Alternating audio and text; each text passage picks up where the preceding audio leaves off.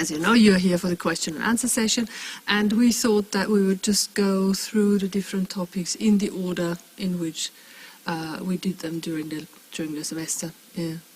So, we will start with phonology. We have prepared summary slides, and if there is, we'll talk us through these slides very briefly, and if there is a question on any of the concepts, you raise your hand, you ask your question, all right? So, as you know, building on the segmental phonology that you brought with you from Introduction 1, we worked on suprasegmental phonology, that is beyond the level of the sound, and we talked about stress as a property of syllables, prominence which is achieved in various ways by a combination of various means, namely length of sounds, of vowels in particular, pitch and loudness. We distinguish between strong and weak syllables. So the $, we didn't use that, but that is a common abbreviation for syllable as well. So we distinguish between strong and weak syllables. We had a short sequence on how certain derivational suffixes influence word stress, or how they determine where the stress goes in the derivative, and that is often different from the base form. And then we moved on to sentence stress, which of course is linked to meaning, and usually there is not one correct sentence stress, but a good rule of thumb is for you to consider all content words, all lexical morphemes as stressed, and functional morphemes, functional words as unstressed. And that also implies the existence of weak forms versus strong forms, especially with function words like prepositions, auxiliary verbs, and so on, articles. Then taking a step even further in the sense of going beyond the individual sound, we talked about intonation. That is a property of a yet larger unit than stress, namely the tone unit, which is not an easy unit to define, so we actually didn't spend a lot of time on it. That will maybe be done at a later stage in your studies if you come to this topic again. We distinguished between toned languages and intonational languages. None of us are really familiar with tone languages, but those are also very important languages in the world, so like Chinese and other East Asian languages, where the pitch movement on individual words acts as a meaning distinguisher, in the same way really as phonemes, which is not the case in intonational languages, where intonation just adds another level of meaning, often pragmatic, context-bound meaning to a whole tone unit. Then we looked at which way the pitch can actually move on stressed syllables. It may fall, it may rise, it may be a combination of the two, fall, rise, rise, fall, or a level tone. And we've touched on the functions of intonation, which are also not very easy to grasp, but depend a lot on speaker meaning, on contextual meaning. And the third topic in suprasegmental phonology was phenomena that arise in connected speech, owing to the speed of articulation. So more of these connected speech phenomena occur when we speak quickly, and fewer when we speak very slowly. Yes?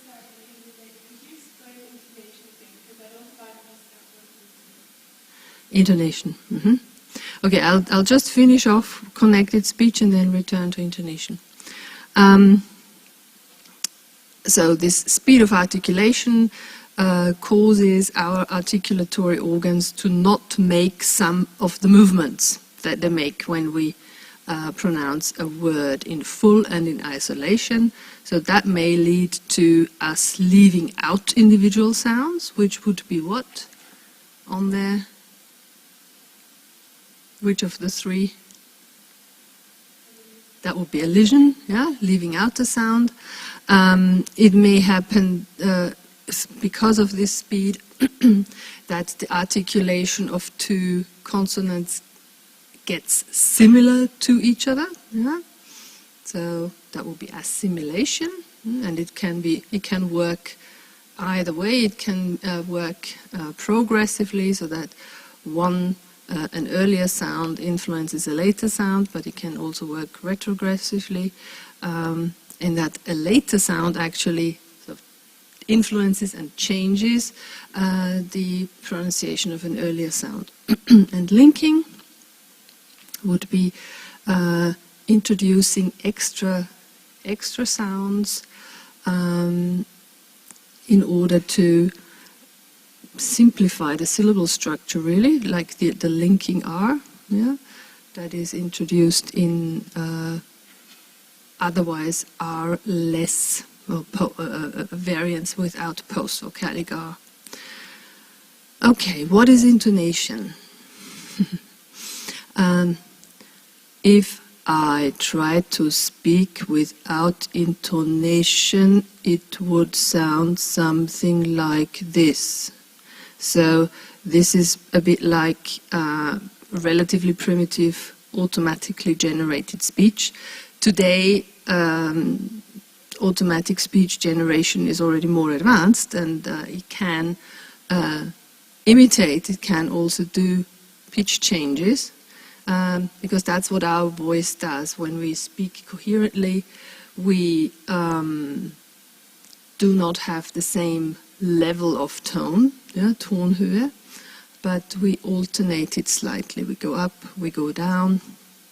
The greatest pitch movement is always on that word, or the stressed syllable of that word, which carries the most meaning in a tone unit, which carries the most meaning in a tone unit. Yeah? So this is an extra layer that our articulation offers us to have, an extra layer that adds dynamics to our speech, that allows us to emphasize certain parts of the message. And depending on which direction we choose, we can signal attitudes like doubt, really, yeah. But that is a very hard thing to teach briefly, and maybe even to teach. Although linguistics is actually still working on a systematic description of that. But what one can say in terms of function of intonation is that when there is a fall, that means closure. Something has come to an end. A topic is finished, or if I'm in a dialogic situation, that means my voice goes down. This is where you can come in. Yeah? I have finished. Somebody else can take the floor. The opposite, rising with your voice, would be if something's open in the most general sense of the word. So something is open if I have a question. So typically questions have a rising intonation. Or if I, as a speaker, aim at continuing. So I'm signaling, I'm not finished, unfinished business. So going up at the end of the tone unit. Okay? Does that explain it a bit more? Any more questions on suprasegmental phonology?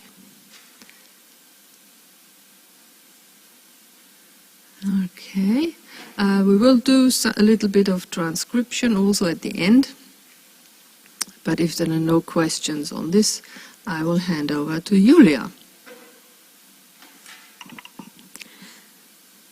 Okay, so this is morphology then, obviously.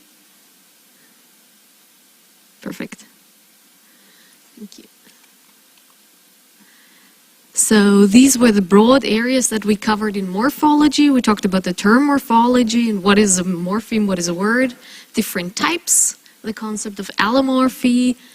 The two broad distinctions in terms of function is a morpheme inflectional or derivational, and that ties into word formation, where we also looked at other word formation processes. So remember this distinction, we can have a morpheme and a morph, just as we had in phonology a phoneme and a phone. So the thing with the eme is always the more abstract version. So for the morpheme, the smallest unit that actually carries some kind of meaning. And then a morph is what I actually do in speech, the realization of it. So here you would have the morpheme plural. That is the smallest unit that carries the information, okay, more than one. But then that I can do in different ways. I can have a easy, like in horses, and other ones that we've discussed. So far, so good? Just stop me at any time. So we said there are different reasons why we can have different morphs. So that's the allomorphy. It can be phonologically conditioned, like we had here. But it could also be lexically conditioned. So here we have two different lexical items, the one being the rodent, the other one the computer thing, and they have different plurals. Or morphologically conditioned, depending on what I add, stress patterns can change, and then you get a different version. So that's this idea of allomorphy, yeah.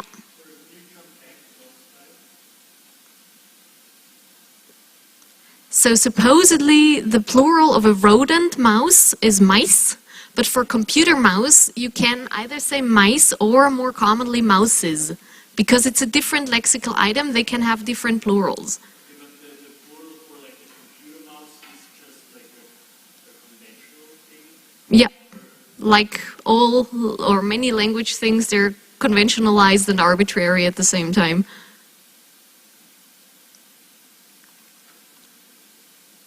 Which brings me to the first question that was entered on Moodle. Thank you very much for these.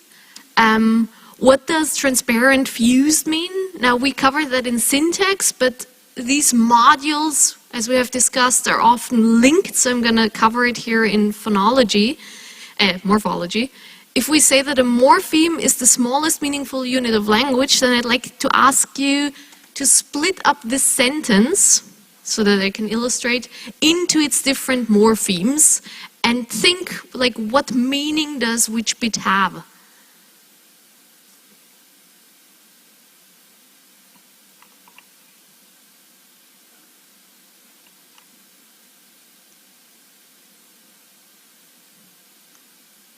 So how many morphemes do I have in that sentence? Yes, perfect, 9. The chef helped the young kitchen boys, right? And now if we look at what meanings these morphemes have, we say, okay, that gives me the information that it should be identifiable for my listener. Then I have the chef, help. The ed gives me the information past, identifiable, and so on and so forth. And here we have the plural. So what we have here is a one-to-one relationship between one morpheme and one meaning unit. And this is what we call transparency. This is where we say, okay, morphologically speaking, the sentence is completely transparent. Each morpheme carries one bit of information. Now let's look at this sentence in contrast. How many morphemes does it have, and which meaning units does it have?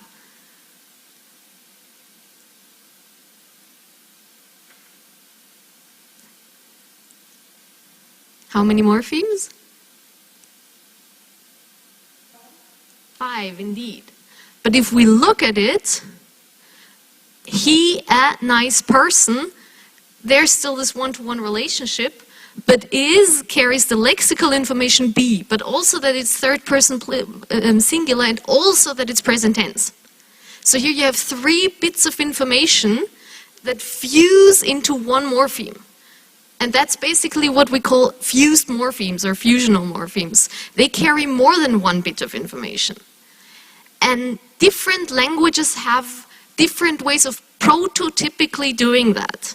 So for English, as you could see, mostly we get this. But sometimes we get these. So generally speaking, for the most part, English has transparency, and rarely do we get a fusional morpheme. There are other languages that strive and live on fusional morphemes. Spanish has quite a bit of them, for example. That's why we categorize it, and now we move into typology, as generally an inflectional, fusional language, because it's got lots of those fusional morphemes, yeah. So fusional is the opposite characteristic of transparent? Yes, speaking from the morphology level, so you can have transparent morphology or fused morphology, right? And a language that is completely transparent and where every word sort of also tends to carry one morpheme. I mean, it's not completely true for Mandarin, but tends to have that. That's what we then would call an isolating language.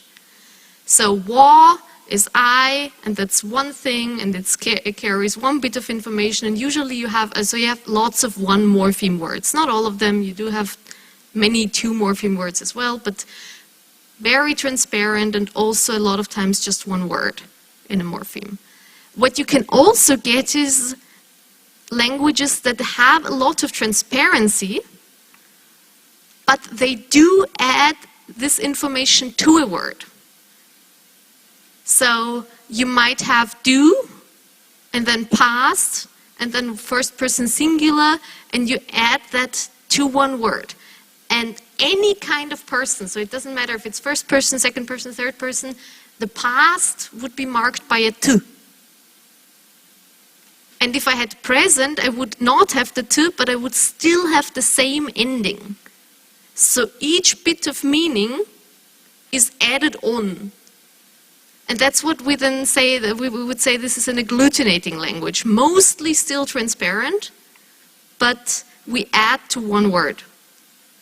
And then we have some languages that are even more creative in their word production than the inflectional ones. So you don't only get more than one bit of information on one morpheme, but you can even have an entire sentence that is incorporated into what we would consider one word. And these are then the polysynthetic or incorporating languages. So this is one way of classifying languages.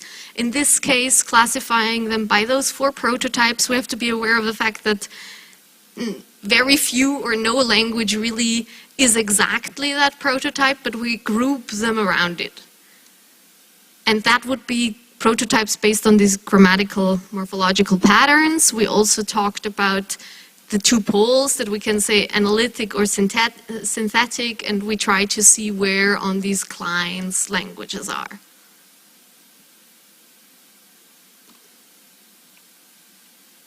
Types of morphemes we talked about a lot: autonomy, function, and position. Briefly look at the slide again, please, and think, do I know for each and every bit what that means, how I would classify a morpheme according to this?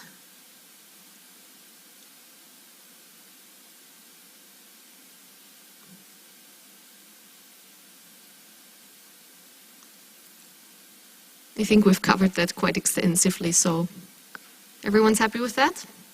Good. So let's remember this distinction, free and bound, and then this distinction between lexical and grammatical ones. To the grammatical ones we add very rarely, but sometimes. Derivational versus inflectional should be clear. Let's remember that one group of sort of declinations or conjugations we call a paradigm in morphology. Yeah, difference between lexemes and grammatical information. More on the same. Stop me at any point. And different word formation processes. So we said we can borrow, there can be semantic change, like the clue we said originally was a yarn of wool, a ball of wool, I mean, and from this story of the Minotaur's labyrinth and walking through the labyrinth. If you have a ball of wool, you know how to get out. So if you have a clue, you know how to get out. Do you have a clue? Do you know what to do here? We get our modern day clue. Then we talked about invented words and nonce words, those that are only relevant in the moment and don't usually catch on, and the ones that we invent and they then stand for something in the discourse. And then the bit that's really relevant for morphology, combination of existing elements. And there we listed a number of different processes.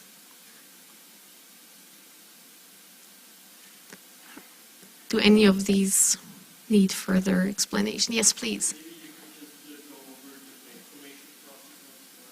Okay, the idea of back formation, thank you, is that you have a word, like, the often quoted example is hamburger.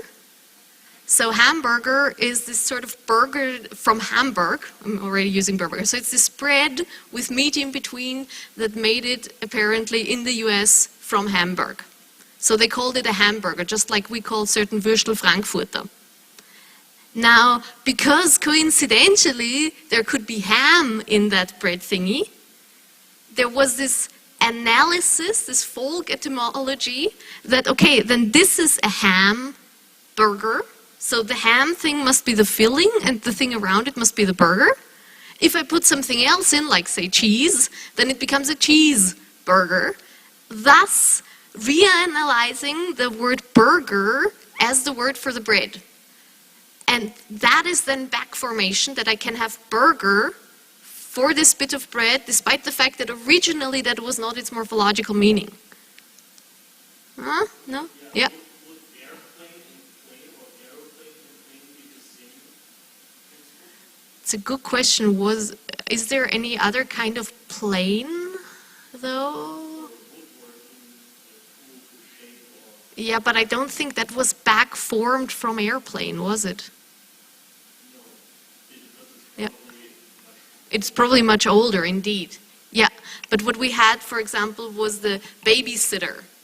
So babysitter, the person was there first, and then from that a reanalysis happened and said, okay, if the babysitter is a word, and a worker and a teacher is a word, so a teacher teaches, a worker works, and a babysitter babysits. But babysitter was there first, so it's not that we had the verb to sit and we added ER, but it was a reanalysis of that word. Did you want to? Affixation is the general process of taking a meaningful morpheme and attaching it to the word. So affix can be a prefix or a suffix or an infix, and if that's what we're doing, then it's a process of affixation. So if you take work and add ER, then that's affixation, you formed worker.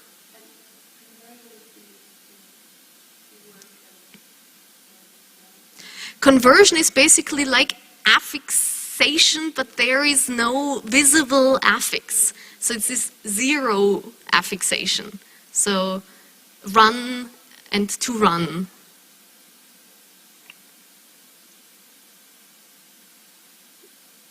Any others?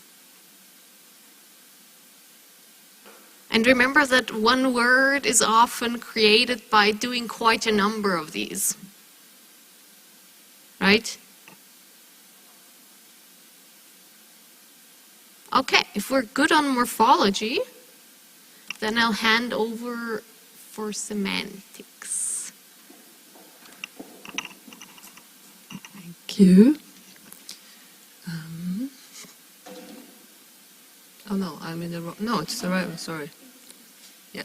Okay, so we had these 3 sessions, one on word meaning, what it is, how it arises, the second one on meaning relations, so the semantic structure really of our vocabulary, how the many words that exist in our vocabulary are related to each other meaning-wise, and the third session, meaning beyond the word level.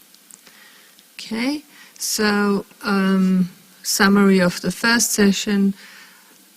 very important point, meaning is conventional. That is something that you already knew before, but just let's underline it.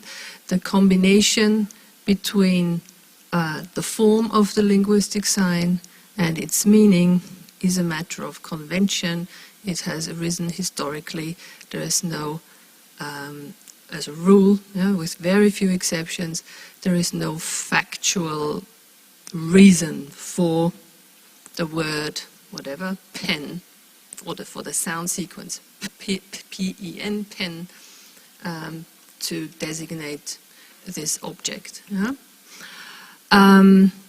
Then we talked about the fact that words have a conceptual meaning, a denotational meaning. That's the one that is the core meaning of a lexical item, which really describes what are the basic features of this word in our mind, how it is represented.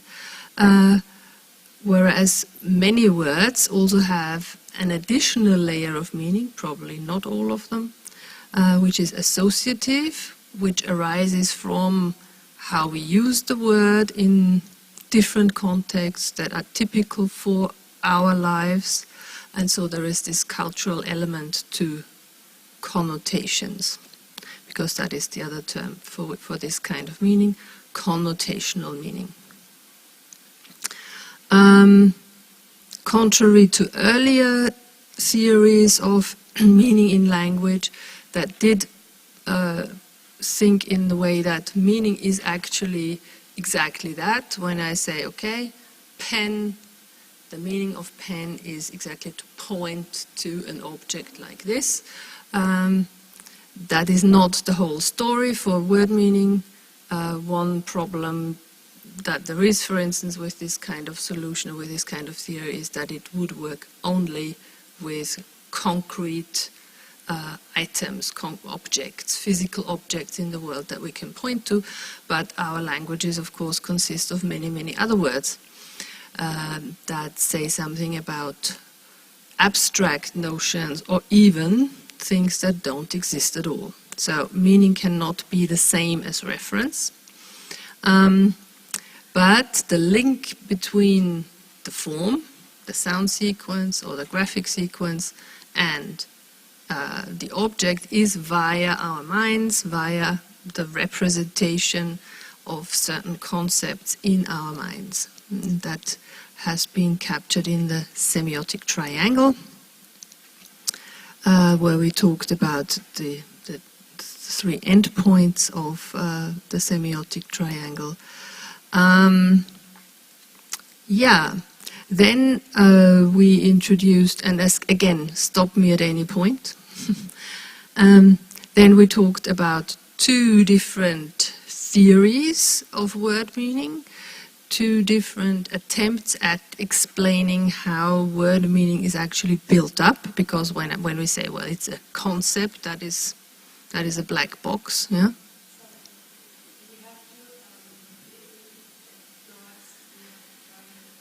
Yes, that may be one of the open questions, yeah, about the semiotic triangle, what it is and what the different endpoints signify, how they relate to each other. Yeah. Okay, so it's worth reading that again. No. Yes? Sorry. Yeah. You should give an example, yeah? Okay. The crucial thing is for you to explain the triangle as such, but actually it makes it usually easier if you use a concrete example. So if we take the word, we had cow, then the concept would blah, blah, blah, and the referent would be there's a number of physical objects that can act as reference because they fulfill the criteria that are laid down in the concept. Yeah. Okay. Yes, then the word meaning theory, so those two that we looked at, semantic features, which took its inspiration actually from phonological theory, where we have these features, articulatory features of different sounds, and semantic feature theory attempts to do just that, split up the meaning of individual words into building blocks, which works with a number of nouns, mostly also again concrete nouns, and our examples were mostly from living beings that we could, like man, woman, child, girl, or also different animal names that where the different building blocks, would be gender or age or whether they are alive or not. Yeah?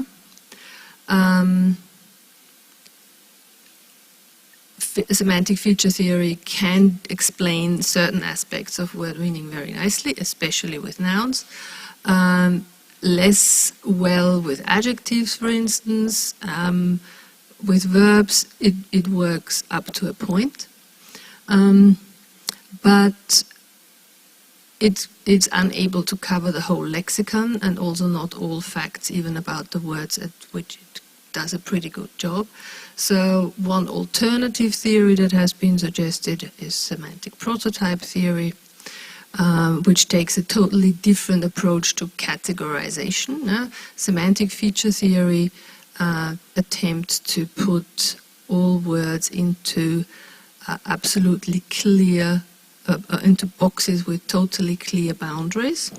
But what we find in language is, and in the language use of people, is that this is not really the case most of the time. It's not possible.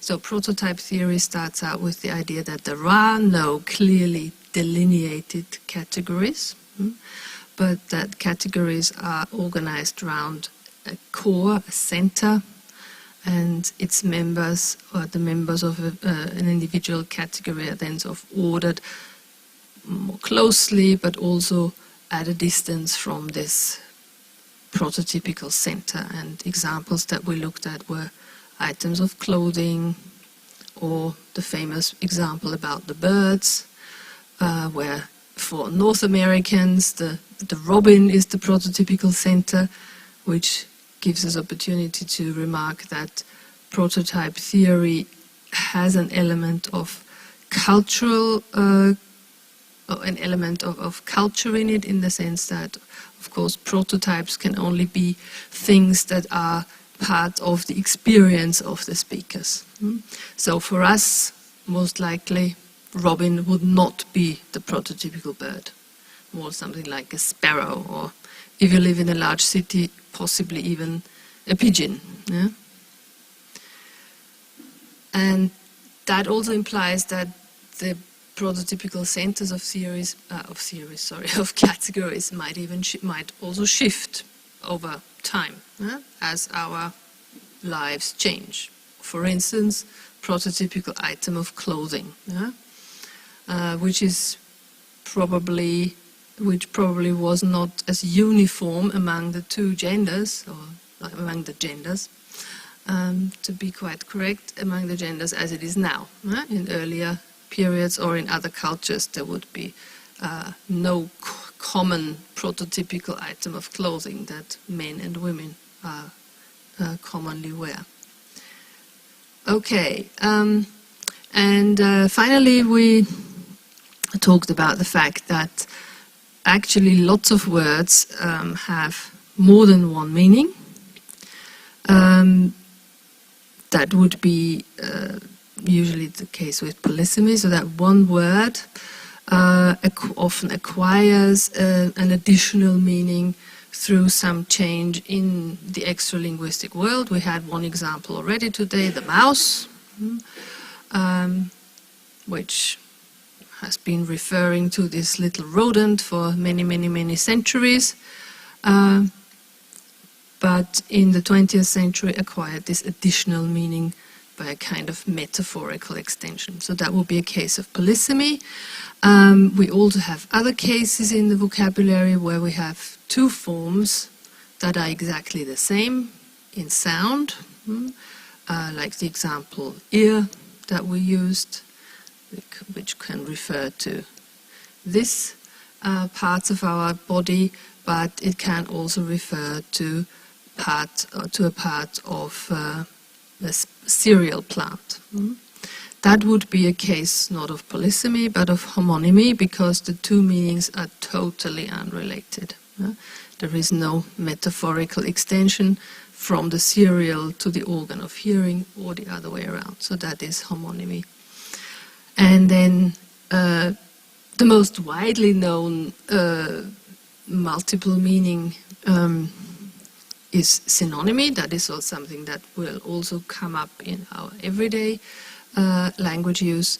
The fact that two or more words may have the same meaning. And we realize that actually two words of exactly the same meaning don't exist in languages. Synonymy is always partial only and depends on, for instance, stylistic factors, so that two words may be used for the same meaning only in a certain stylistic level, but not in another. Okay, any questions on that one? Okay, here we have got the semiotic triangle and the prototype theory.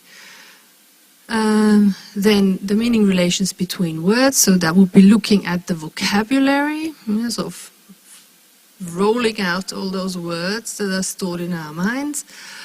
They may stand to each other in paradigmatic relation, or in syntagmatic relation, the horizontal one, paradigmatic, the vertical one. Paradigmatic is the one of replacement, so words that are in the same paradigm can fill the same slot in a syntagmatic relation. Then we talked quite a bit about different types of paradigmatic relations. We took up synonymy again, and then we talked about antonymy, oppositeness of meaning, so that would be the opposite of sameness of meaning. And different types of in which, or different ways in which words can be opposites.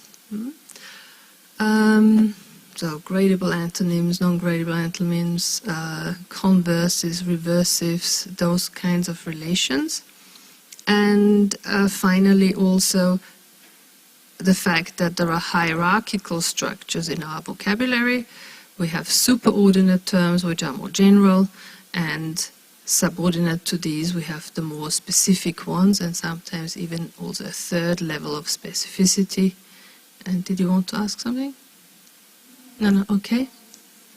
Yeah?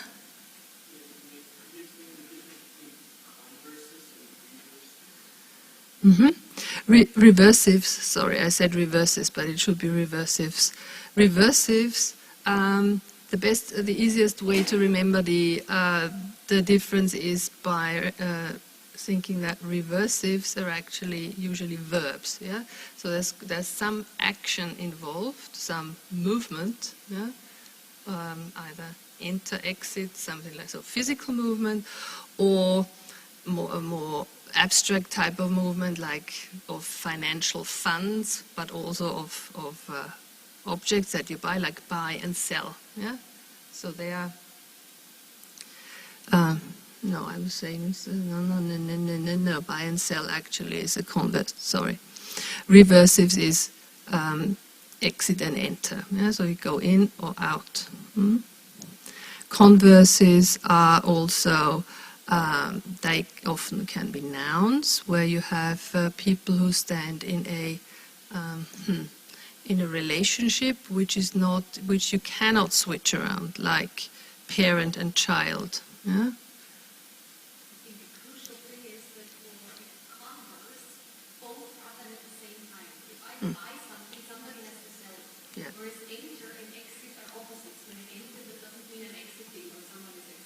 Yeah, thank you. It's the same situation described from the two people who do it, or like converses. An empty glass. Mm. It's not that when I fill the glass, I empty the glass, but if I buy a car, somebody has to sell the car. Yeah, thank you. So if I may recapitulate for the converses, we have one situation and different roles that are occupied within that situation, and they happen at the same time. Yeah. Thank you.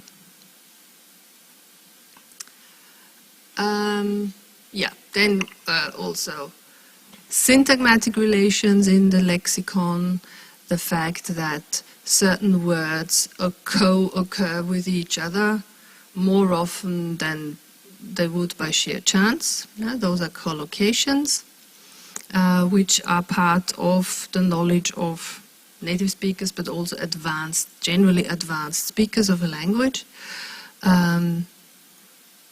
The most typical example being certain adjective-noun combinations, for instance, but of course not only. Then the meaning of the representation of meaning in our lexicon can be complicated by the fact that there are certain units in our lexicon which are stored as wholes, whose meaning is not the same as the sum of the meaning of its parts. Those would be idioms, for instance. Our example in the lecture was one of the examples, kick the bucket for die.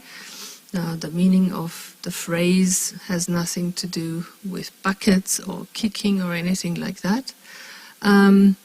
Then a very frequent phenomenon in our lexicon is the fact that concrete terms get extended metaphorically. We already had the example of the mouse.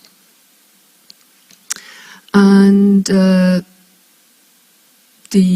polysemy and homonymy can also be subsumed here, although we also discussed them already earlier.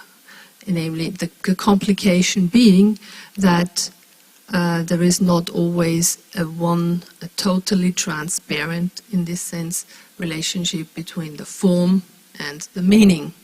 There can be multiple connections of one form with various meanings, which may be either related or not.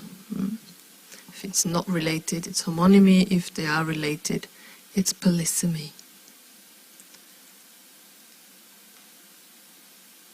And then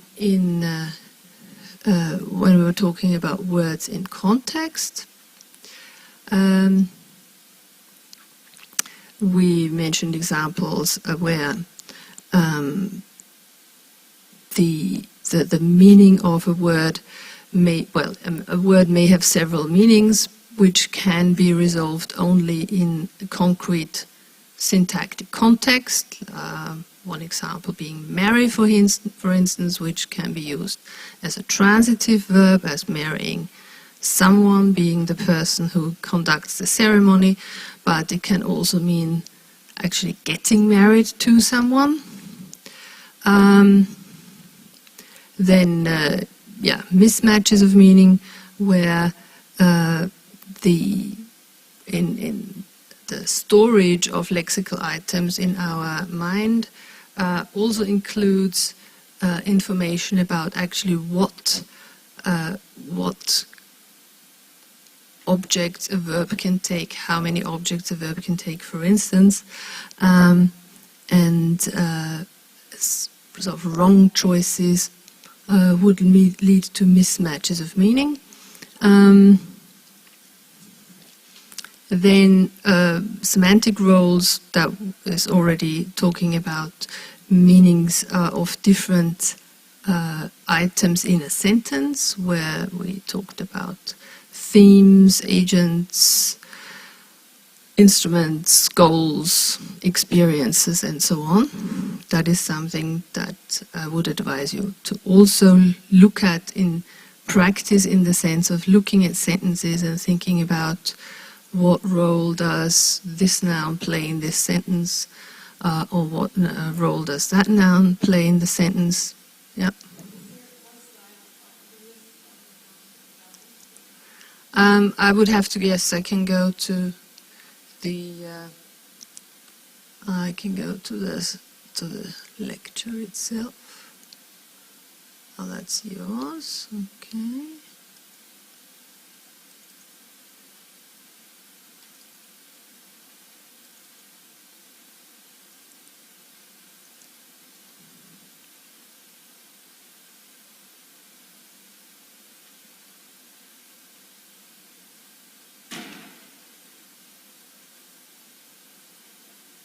Okay. So, wait a minute, I think we had some, maybe this one is a good one, yeah? So, we have different arguments, the different semantic roles which the arguments of the predicate can take. And first example here, William stole the bicycle. William is an agent, somebody who volitionally fulfills an action. And the same is true of Peter in sentence 2. The element to which something happens, that is called the theme. So for sentence 1, the bicycle was stolen. In sentence 2, it was the safe that was opened. And if there is an instrument, literally, that is used to carry out an action, then that role is the instrument. We have a place where actions can happen. We can have goals, which is not exemplified right here on this slide. And we have experiences. So human participants in sentences can be either agents or experiences. Because seeing is not something that you do volitionally, it happens to you, so that is an experience. If you wanted to convert William into an agent, then you would have to use a different verb. Look at. William looked at the bicycle, then William would be an agent. Okay. Here we have the explanations of the different roles.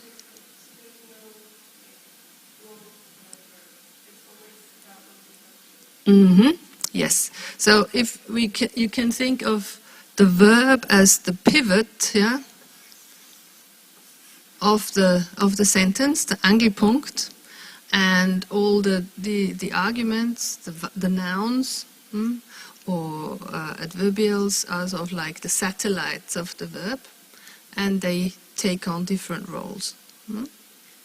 And different verbs have different patterns of like how many satellites and which satellites they can take, right? So our example here, that one that we had was see and look at. Yeah?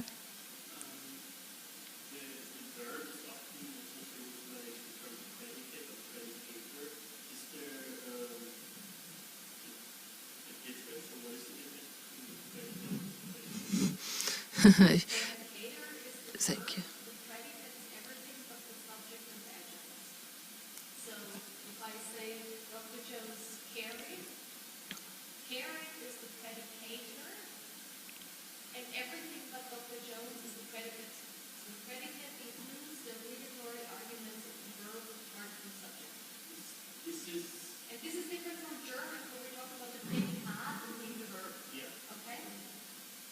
Mm-hmm.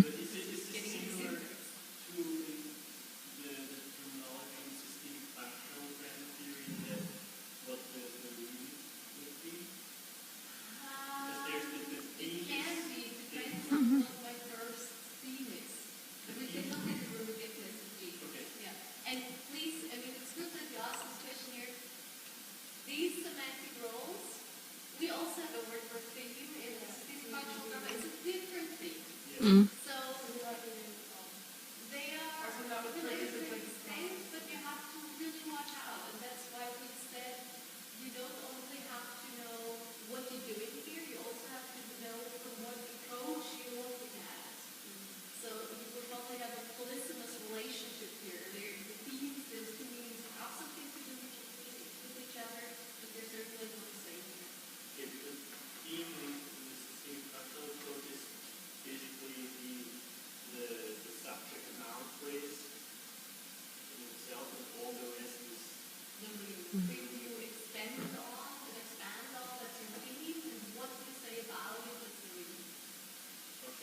that's the difference between this and Yes. And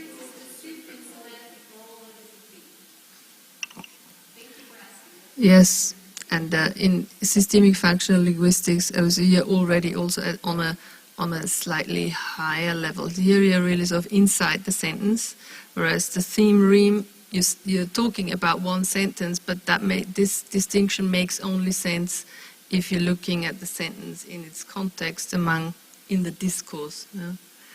But the crucial thing is that two different approaches use the same word, but mean slightly different things when they use it. Yeah? Okay, shall I return to the summary slide? Okay. Then the important thing about sentence meaning then is we looked at different, what did we say about what is sentence meaning? I cannot remember that. Let me just go back here. Okay. La la la, lots of about seven.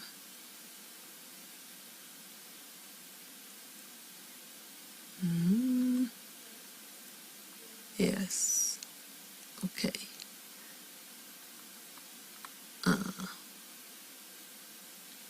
Yes, we may be to yes. I talked about the difference between semantic meaning and pragmatic meaning, that these two may diverge in actual discourse, depending on what a speaker intends a certain syntactic structure and its meaning to stand for in an actual interactional context. Like famous example, could you pass me the bread, could you pass me the salt, when you're at table together, is not an inquiry about somebody's ability to in principle do it, but it's a question, a request to be given the bread or the salt. Yeah?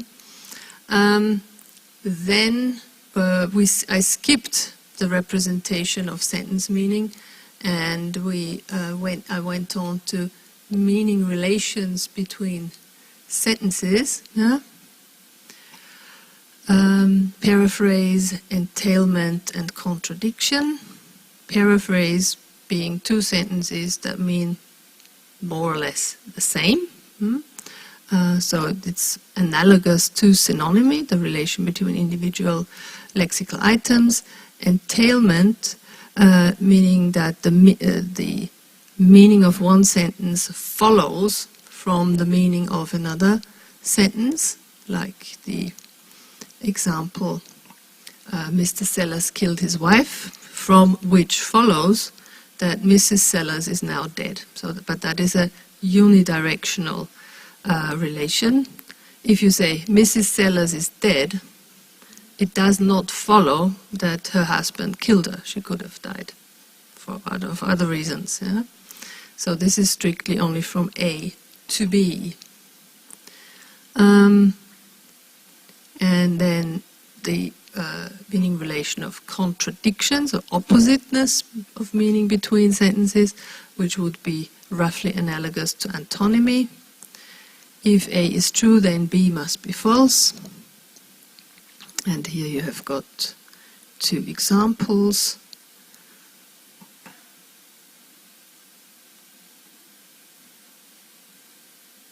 And then presupposition. That is just there's not actually a relation between two sentences, but basically an implication of another sentence in the one that you have uttered. So if you say, I regret leaving London, I am saying at the same time that I have left London. Yeah? Or she cried before she finished her thesis means also that she finished her thesis. Yeah? Or if I say I've stopped smoking, this implies or presupposes that I smoked before, otherwise this sentence wouldn't make any sense. If I wasn't a smoker before, it would be nonsense to say I have stopped smoking. Okay.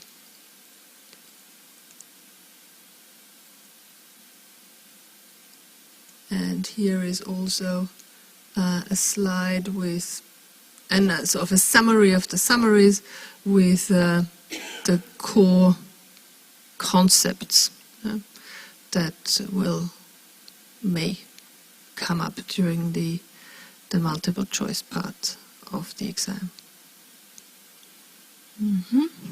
And with this I hand over to Julia again for the syntax. Yes?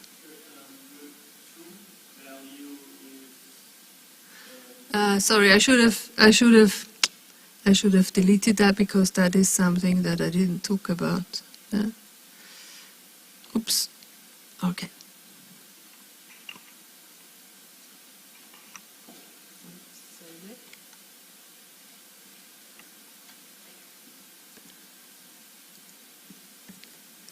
All right, syntax then. So we had 5 different things we covered. We said first we look through the basics, many of which you knew from language analysis or ISL 1, so just a recap so we have the same concepts and terminology. We discussed the fact that there are different approaches to grammar that grew historically but also coexist side by side because they look at grammar from different angles. And then we covered 3 theories as sort of representatives for 3 approaches, namely principal parameters, systemic functional grammar, and cognitive grammar. We talked about what grammar is and this fact that there is this idea of an abstract system we have in our heads that represent the grammar and our grammatical ability, and that these approaches are ways of looking at it. So grammar can mean many things. Also, of course, the grammar book. That it, in a narrow sense, we say, okay, grammar, traditionally speaking, that's syntax plus the inflectional morphology. So that's what we then say is morphosyntax. But other approaches than formal approaches would say, okay, well, syntax and inflection, so it's not just inflectional morphology, it's also other word formation processes, it's also semantics, really also phonology can come into play when it comes to grammar, so it's a broader concept. So bits about the basics now. Remember the difference between utterances and sentences and clauses, that we have independent and dependent clauses, that dependent clauses can be finite and non-finite. Oh, independent ones as well, sorry, that example is an independent one. And that we say that there's sort of a hierarchy of levels there. Sentences are made up of clauses, clauses of phrases, phrases of words, and all of them are constituents of a larger unit, and largest unit being then the sentence of or an utterance for this basic kind of analysis. That in order to test whether or not something is a constituent, we tried out different tests. And we said that not all of them always have to apply, but if we have a sufficient number, then we can say, yeah, okay, that's probably a constituent. Yep. For the constituency test for the exam, we rather have to be able to name and list them, or also basically apply them and draw a tree diagram? Not really, so no tree diagrams necessarily for constituency tests, I would say, but if I give you 2 sentences, then I would like you to be able to say, okay, what test has been applied? Or I might give you a sentence and ask you, is this a constituent? Show me 3 tests that can show that it is or isn't one. But for when it comes to drawing tree diagrams, Let's limit it to X-bar theory. I think possibly for structural ambiguity. So to show the difference between the French wine merchant and the French wine merchant, whether or not it's the wine or the merchant who's French, but then just in a very rough way.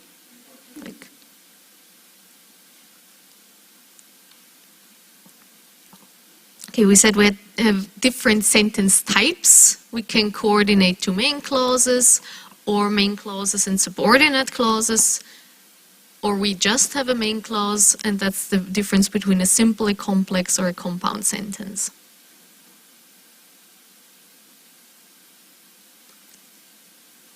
We also talked about subjects and predicates, which brings us to this little bit, and the idea that the obligatory elements that, and this is very nicely actually brought up already in semantics, that you have a verb, and the elements that are obligatory for this verb, they are the complements, so the predicator holds certain complements, and then there are also elements that you don't necessarily, for grammatical syntactic purposes, need to have, and those are the adjuncts. Yeah, predicate arguments. Here you have the different patterns that you can get. Just like in semantics, certain verbs want an experience, certain verbs want an agent, and so on and so forth. On a syntactic level, verbs have this concept of holding a certain number of arguments. Now, we also discussed in quite some detail that this doesn't necessarily have to hold, right? One verb can often fulfill quite a number of patterns, and if the pattern is strong enough, that's what we talked about in construction grammar, it might actually invite a verb in there for this sentence that traditionally doesn't hold for this pattern. So this satellite verb theory has a lot of merits, and it works for many prototypical examples, but many language examples do not really confirm to this. But is this clear, the difference between objects and complements and direct objects and indirect objects? And the idea is that usually, or on a very prototypical level, if I have the verb give has to have somebody who gives it, so it needs a subject, has to have an object that is given, or something that is given, so it has to have a direct object, and somebody has to receive it, so I have to have an indirect object. So then we would say that give, prototypically, is ditransitive, because it has two objects, which means it's trivalent, because for valency we count all the arguments, and that includes the subject. Okay? Yeah?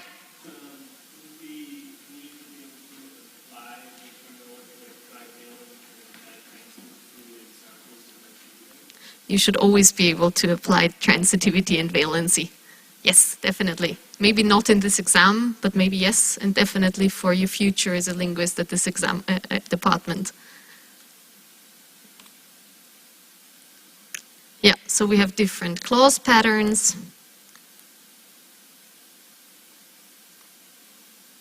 And we wanted to stress that there's a difference between function and form. So the form noun phrase can fulfill many different functions. Can function as a subject, as an object, as a complement, as a modifier here, the bike's black tire.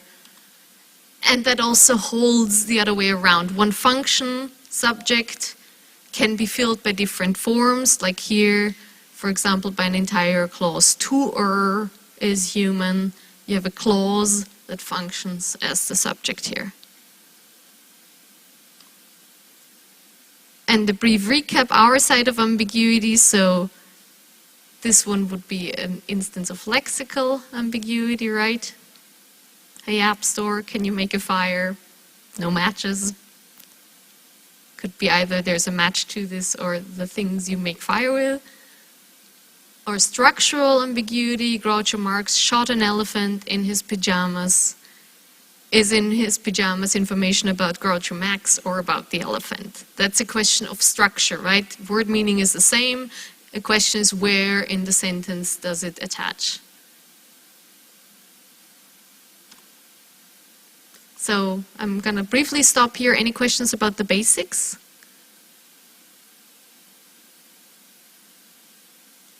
Okay. Then let's remember that we said linguistics came from anthropology, structuralism, formal linguistics, and so formal linguistics was a critique or an improvement, they would say, definitely a change from structural linguistics because they were dissatisfied with that. And functional linguistics and cognitive linguistics grew out of the formal approaches also in response to things where they felt, okay, but grammar has more than that, we need to include certain things. But all of them still exist. All of them are still practiced. And there are crucial differences with regards to how they approach syntax. And these are the one we've listed, and they had a question to what does generative, modular, and non-modular mean. So I'll briefly pick up on that. Generative is this notion that what I want to be able to do is have sort of computer programming line kind of rules that make it possible to generate in a very computer program kind of way, not necessarily by a computer, but in this kind of manner, all the sentences that are syntactically, grammatically possible in a language, and none of the ones that are not. So thus we would want to create the sentence, colorless, green ideas, sleep furiously, but not colorless, sleep, green, furiously ideas. So grammatically correct sentences are generated by that rule pattern. Yeah.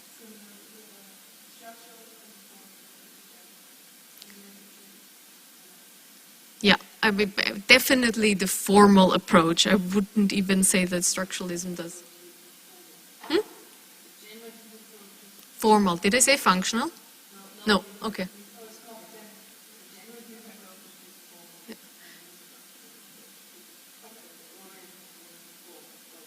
Yeah. But you can also say the formal approaches to linguistic, they are generative, so they have a generative aim. They want to be able to generate these sentences. No, not structuralism, that's what I'm saying. Formal. Yeah, exactly. And modular, well, basically we have been teaching this lecture to an extent as if we believe that language is modular. So we can treat phonology separate from morphology, separate from semantics, separate from syntax. But especially in this review section, as we were like sort of giving things, passing things back and forth, you can see how interacted they are. So therefore, I mean, you can see that I'm not a formalist, that I say it like that. So formalists would believe that you can study the syntax module on its own. Yeah? Yeah, exactly. So generative grammar, X-bar theory, that's this kind of formal approach we talked about, formal theories we talked about. In a functional and a cognitivist paradigm, researchers would say, we feel that they're very linked, very interacted. You cannot study one of those modules without studying the others. So those would be non-modular then, whereas formal approaches, the formal approach to linguistics, generative theory, generative grammar, they would say you can. Are any of the other crucial differences that we discussed unclear?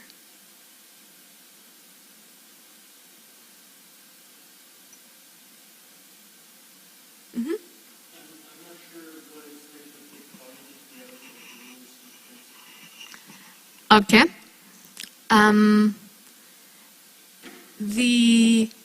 So principles and parameters we talked about, right?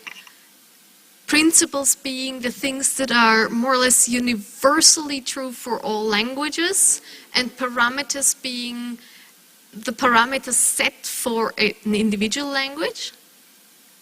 So for example, a principle could be all languages have to have some kind of word order, because as you listen to me, one comes before the other. So there are probably some kind of rules to ordering them. That would be the principle. Then how the order actually, like what order they're actually in, I think I have a slide for this actually.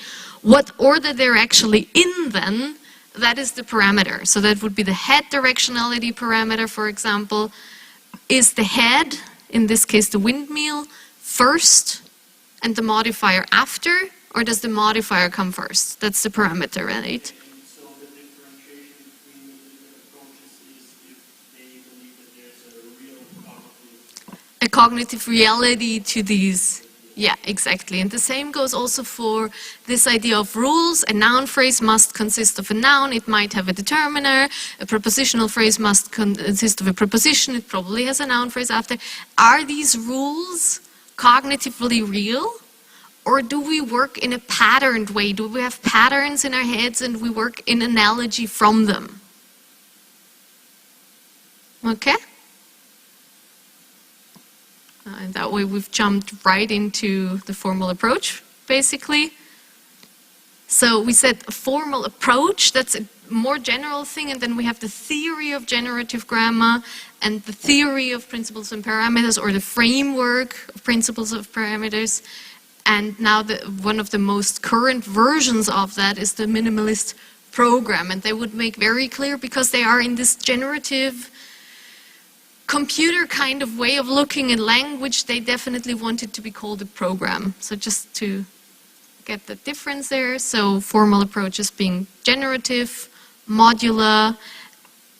There is an assumption that these principles and parameters are cognitively real, and that context for the study of syntax is mostly irrelevant. Okay, principles and parameters we've actually discussed now. Are there any questions on that still? No, thought so. So let's then look at the X-bar schema. The idea being that this is a way to generate, and thus of course also looking at it from the other way around, analyze any sentences, mostly declarative sentences, because we said the deep structure starts declaratively, and then by transformation we might end at the surface structure that's a question. And we said that any phrase, that's what the X stands for, like in mathematics, X for the unknown variable. So any phrase is made up in that way that it definitely has to have a head of the same kind. So a noun phrase has a noun as a head, a verb phrase has a verb as a head, but it can always be expanded on. That's why we have a bar level, because it can hold a complement, possibly. So complement being the obligatory ones. And there can be specifiers to a phrase. So even if we have more specifiers, we would add them to the bar level, because that's our intermediate level between the head and the phrase. So let's practice that a little bit maybe. And let's start out fairly easy, I'd say, with an old book of poems. So have a go at that. For the people at home, I will upload the trees later on to the PowerPoint. I just want to do it on the board so we can do it together.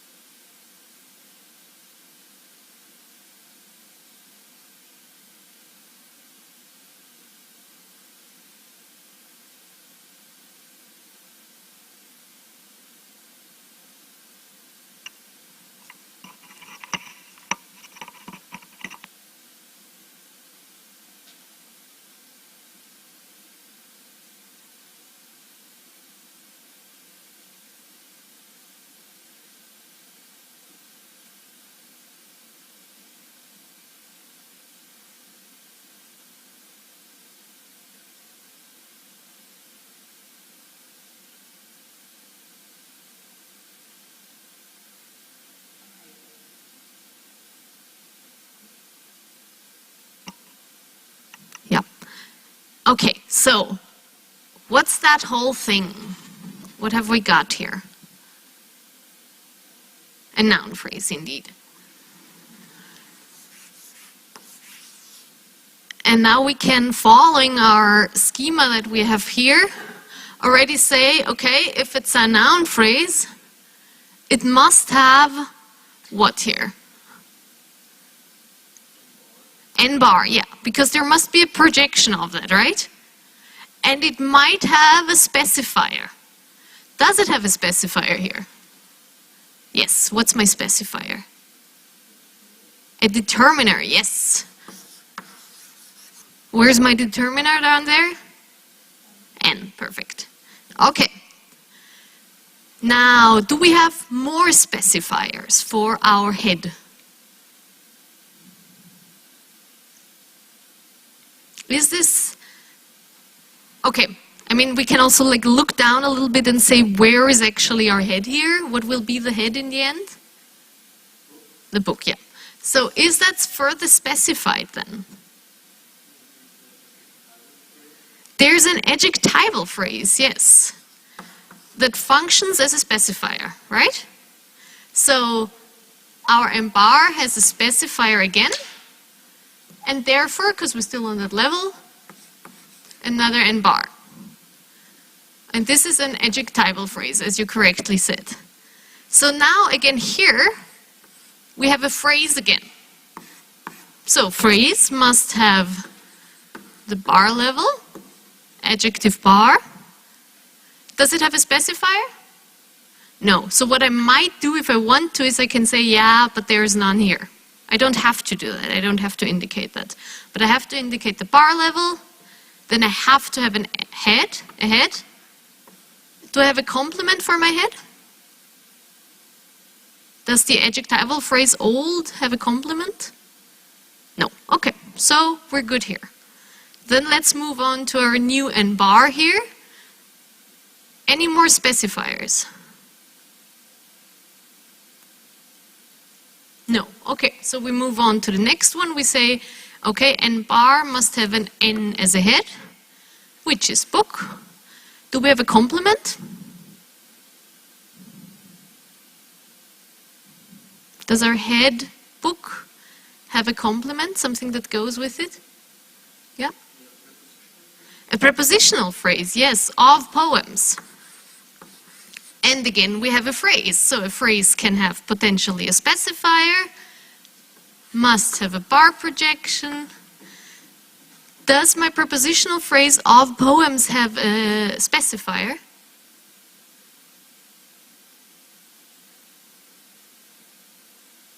Or do I have the head at the beginning?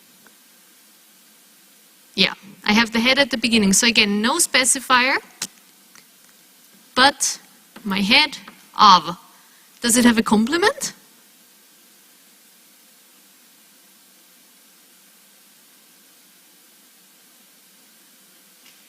Of cannot stand on its own, right? Yeah. The noun phrase poems, indeed.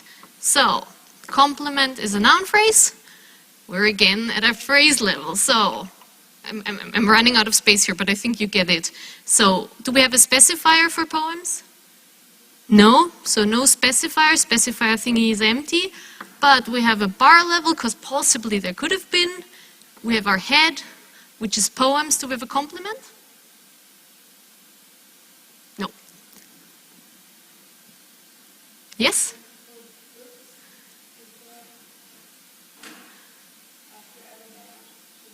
Sorry, there should be an N, of course.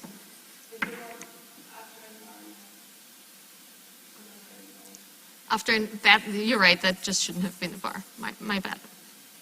So it can be basically noun phrase and bar and book. Yeah, because we had two specifiers. That's why, one of the reasons why we have this intermediate level, because we understand that it can be specified further. So we're not yet at the head level. We're still specifying. Yeah? Could any bar project a noun phrase, or is it an bar? So below an bar can never Well, I mean, if you, it depends a little bit on what you consider below, because of course this noun phrase is made up of a prepositional phrase, which in turn has a noun phrase in it. Directly, not really, because we are already on the bar level, so it can be specified further, it can get a complement, but really we're aiming at the head here.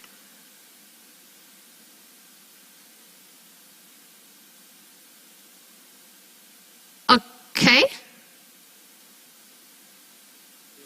Yeah. Yeah. We'll do a sentence, okay? Maybe that answers it. Okay. Then, as a final exercise here, we'll skip the more complex noun phrase, because if you get that, you get the rest as well. Let's do Miri will pass her last exam as a sentence.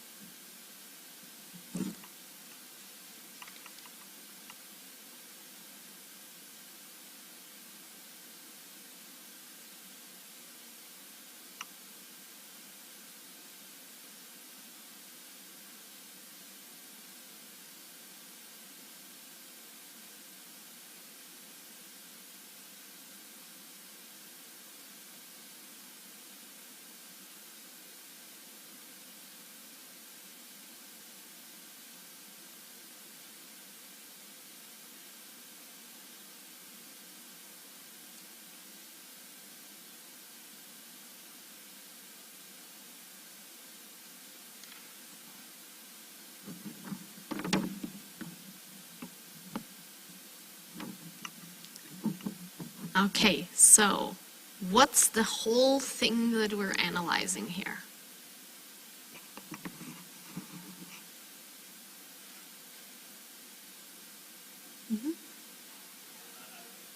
An IP. Yes, what does IP stand for? Beautifully. Inflectional phrase. Okay, this is a little bit unhelpful. The idea being that all sentences, all clauses, every larger unit really also behaves like a phrase. We have the same kind of generative rule system. And the question was, what then is the head of a sentence if we say they all generate following the same rules? Well, the decision was that the central thing everything pivots around, and again you've heard that before, is the inflectional element of the verb in this case. And we said we follow our pattern, so we can possibly have a specifier, and we must have the bar projection, the bar level, right? So if we look at our sentence here, our inflectional phrase, and we look at where the inflection is carried, the question is, do we have a specifier for our inflectional head?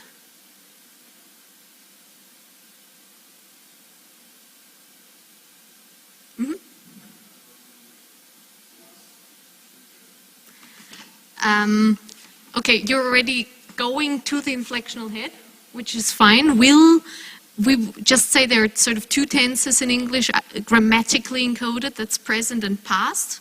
So the decision would only have to be present or past. So would you say it's present or past? Well, what it encodes on the meaning level is this idea of future, but on a strictly speaking morphosyntactic level, we only encode present and past because the rest is put together by elements, right? It's sort of periphrastically put together. So this is not encoded here in the inflection. This is something we get from the combination of them, right? So if you only look at the inflection of the sentence, you can only say, okay, we have and had. We have go and went. But we don't have an inflection that carries future in English, right? Spanish has one, but English doesn't. So for inflectional heads, we can only make a decision between present and past. Which is why a lot of times we say English only has two tenses and everything else is aspectual or periphrastic or something else. Okay? So we've already agreed that will be the head of this phrase. Will be the one with the inflection.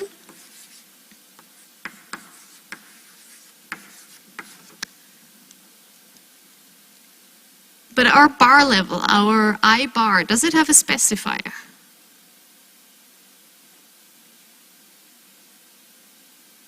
Is something specifying this predicate here? Yeah. Yeah, you're already moving into the complement area over there, right? First we'll look at the specifier and see if there's something there. And we say, okay, there's this predication, there's this notion of passing an exam in the future in this case, but this notion of projected passing an exam. And then we specify who performs this action. So the idea being that this verb or this verb phrase is the center, is what carries the essential bit, and then we have something that specifies who does it. Yeah, so that would be our specifier then. We have a noun phrase here that specifies our entire inflection, our entire action here. And this noun phrase, correctly said, could potentially have a specifier, but doesn't, but has to have an N bar level. Doesn't have any complements, right? So nothing is attached here, but only has the head. Do you see how we're following this schema? And I've now sort of tried to also give you this illustration, give you this kind of pattern so you see why we have a bar level and then an N. Because this is where we could attach the specifier and this is where we could attach the complement. Which both we don't have, so that's why we often write NP and bar N. But it comes from this pattern. Is that visible somehow? Yeah, okay, great. So we have our inflectional phrase specified by a noun phrase. We have our bar level, we have our head. Do we have a complement for this? Does this will have an obligatory bit that it still holds? The verb phrase, indeed, thank you. So we've got a verb phrase. Again, we're on the phrase level. So potentially we could have a specifier. We definitely want the V bar. Do we have a specifier for our head here?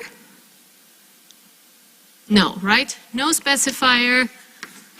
But we have a head here, which is the verb pass. Now, does pass hold another obligatory argument? Does it have a complement?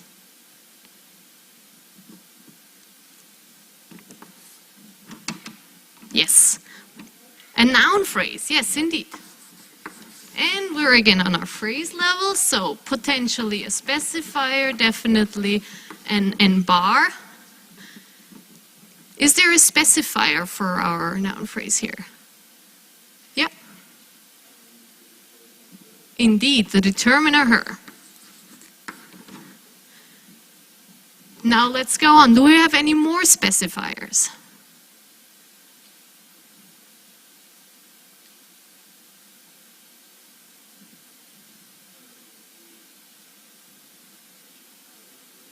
Yes, so we have another specifier here, an adjectival phrase.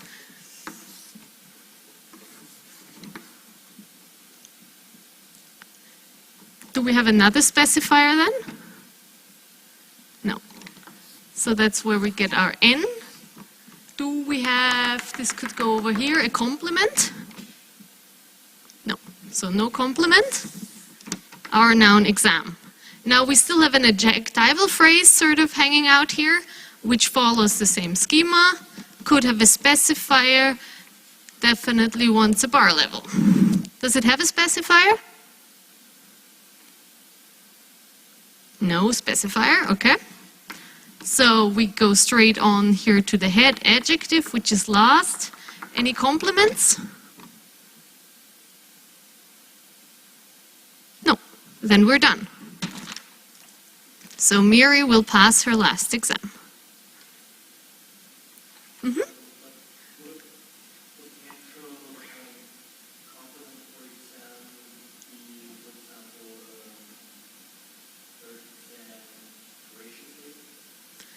Yes, this is where we said this is where you have that in your reading also. You could either attach it as a complement, or you say, okay, this is actually a complement to the entire inflectional phrase, and then we have an inflectional phrase 2 and an inflectional phrase 1, and we attach it all the way on the top.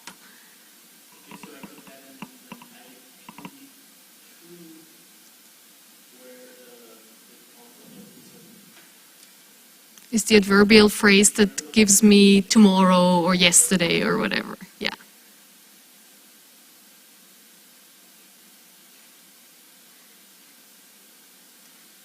Okay.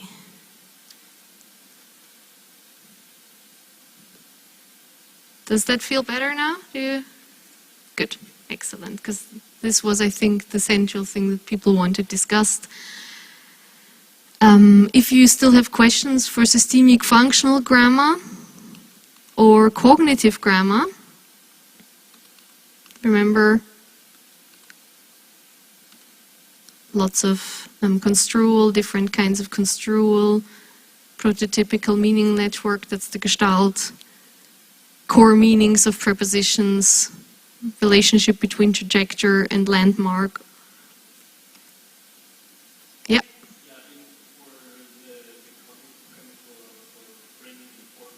Mm-hmm.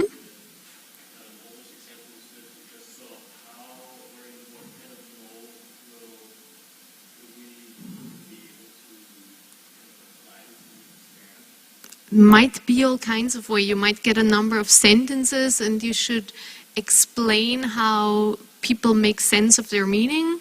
So is it an extension of a prototype, and then in what way? What is the prototype? What would be the extension? Is it a metaphorical extension? What's the chain of extensions? Or you might be asked to explain what is foregrounded in the different sentences and how the notion of frame comes into play. You might be asked to explain the different principles and what they mean, maybe using an example. Or explain what a trajectory and a landmark is, and you have different prepositions or different uses of the same preposition, and say when is it the same meaning, when is it a meaning extension. Yeah, all kinds of different questions. So something you could be asked to do is, you remember we said they were paving the street and they tore down the street. Is it the same meaning of street? Yes, it is, because we have a frame knowledge of street, which is the following, and the verb pushes certain things in the foreground, and then that would be foregrounding. And then give me a definition of foregrounding, something like that. Or you remember we looked at the different versions of what over means, and how from this prototypical relationship between a trajectory and a landmark, this notion of a trajectory came in, and how we can have different realizations of this trajectory landmark constellation, and depending on the construction I have, different elements in this trajectory landmark combination are foregrounded or different elements can be left out. So we're still talking about the same preposition because this underneath it the same prototype lies, but we could also have a metaphorical extension of it. And I can say, I'm completely over him, where you have a source domain and a target domain, source domain being space, which is concrete and embodied, and the target domain being an emotional domain, which is more abstract, and thus it helps us to understand this meaning. I'm trying to encode this abstract meaning using the source domain and this trajectory landmark relationship that I have there. Something like that. You have a very nice introductory text also on these concepts on the Moodle platform, which I strongly recommend you to read.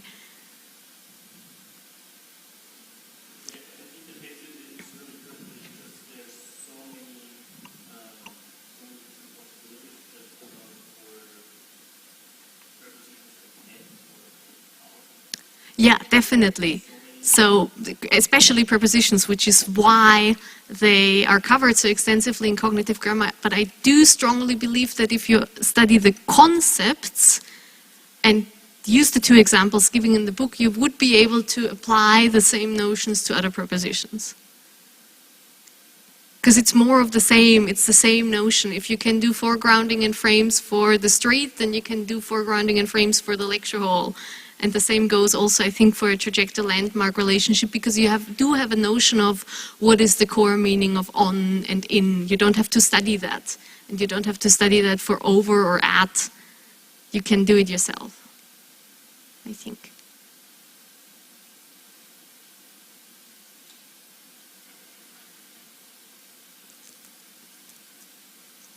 Okay. I think that's it from my side. Then I just want to remind you to sign up for the exam if you want to take it. That's the 4th sitting of the summer term, which was taught by Professor Kaiser, as well as the 1st sitting of our lecture. They both take place here at the usual time, so Monday, 9:45 a.m. on the 30th. Yeah, and you can click through what it consists of. I think by now you know.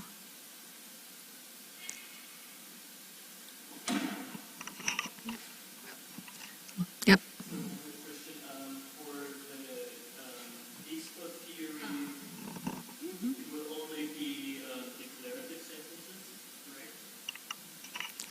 In order for a tree diagram, yes, either a phrase or an inflectional phrase, a sentence. But you might be asked about how do I get to a WH question, how do I get to other things. You might be asked to illustrate recursion. You might not have to draw a tree diagram. That's just one of the skills we'd like you to be able to do. All right? No analysis of a question. Yeah, exactly. No analysis, no tree diagrams for questions or imperatives or anything more complex than we've done today or you had on the slides or in your reading. Well then, thank you all, and we'll see you next week, I trust.